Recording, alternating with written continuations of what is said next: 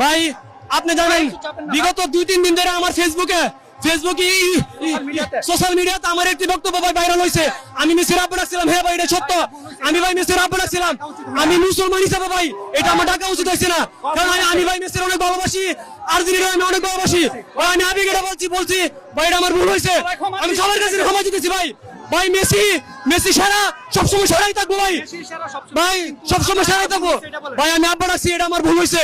আমি সবার কাছে আমি ভাই ভুল স্বীকার করতেছি, আমি এরকম আর কোনো সময় বলবো না। আজকে মেসির খেলা কেমন ছিল ভাই আজকে অনেক মেসি আজকে বলে দিছে না ভাই, এই খেলার মধ্যে আজকে দুর্নীতি হয়েছে ভাই, দুর্নীতি।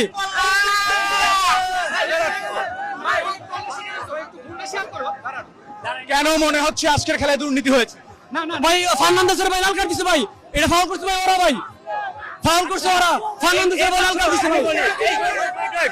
এই বছর প্রত্যেক বছর তারা হচ্ছে হাত দিয়ে দিব বা পেনাল্টি সরে নেওয়ার চেষ্টা করব বা হাত দিয়ে গোল দেওয়ার চেষ্টা করব, কিন্তু এই বছর তোমার আব্বুরা কি করছে?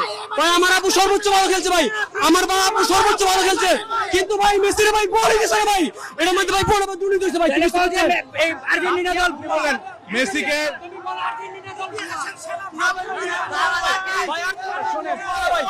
শোনেন দাঁড়ান, সেরা খেলোয়াড় বলই পায় না, সেরা খেলোয়াড় বলই পায় না।